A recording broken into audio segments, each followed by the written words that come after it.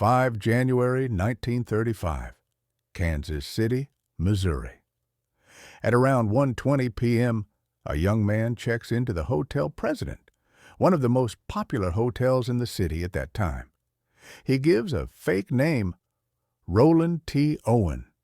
He had no luggage, only a comb, a toothbrush, and a few basic items in his pockets. Hotel staff said he looked quiet nervous, as if he was hiding from someone, and kept pressing his hand against his head, like he was in pain or thinking deeply. He asked for a single room, room 1046, on the 10th floor. Nobody knew who he really was. Nobody knew why he came. But within 48 hours, he would be found dying inside that very room. Soon after checking in, a maid named Mary Soptic entered the room for daily cleaning. She noticed something disturbing. The room was almost completely dark. Only one small lamp was on. The man sat silently facing the window. He barely moved and kept the door locked from inside. He asked her not to touch anything and seemed extremely paranoid. Later that day, Mary returned with fresh towels. Inside the room, she heard something chilling. A deep voice, not Ogletree's, said, "We don't need any towels." But Ogletree was sitting alone. Who was the other voice? No one knows. Throughout the night, the hotel staff noticed unusual activity. The door was always locked. The lights were always off. Ogletree kept making phone calls, and he kept mentioning one name. "Don?" A witness heard him say. "Don, I'll be there soon. Don, don't put anything in the papers." Who was Don? Why was Ogletree so scared? These questions still remain unanswered. On January 4th, around 10:30 p.m., guests heard loud male voices arguing inside room 1046.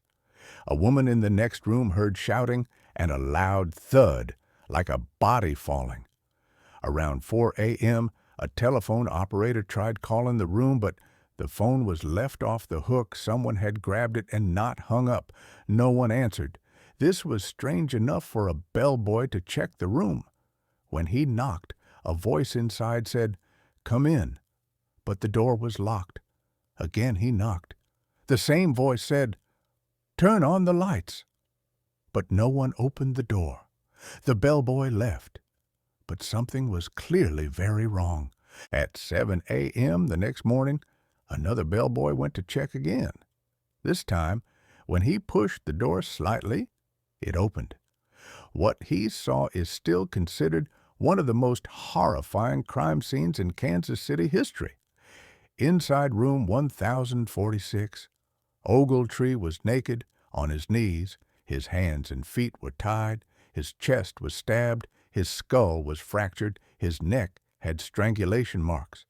Blood was everywhere. Walls, bed sheets, floor, even the ceiling. Despite these severe injuries, he was still alive.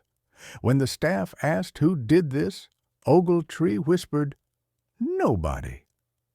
Then he collapsed. Who says nobody after being tortured like that? Unless he was protecting someone or scared to death. At the hospital, Ogletree was in critical condition. He was beaten for hours before being discovered.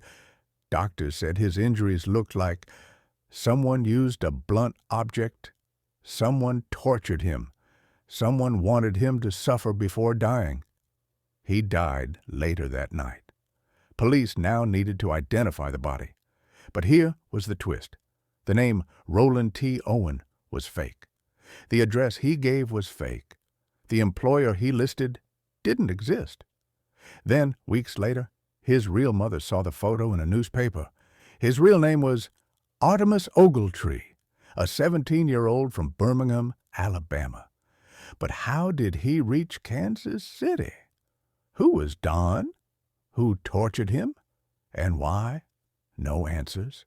A few months after his death, A funeral home received a phone call from a man with a deep voice. "Don't bury him in a pauper's grave. I'll send money." Cash arrived in an envelope. No return address, no name, no clues. Then a woman called the funeral home and said, "Artemis had a fight with another woman." Soon you'll find out what happened. To this day, nobody knows who made those calls. Room 1046 still remains one of the darkest unsolved mysteries in Kansas City.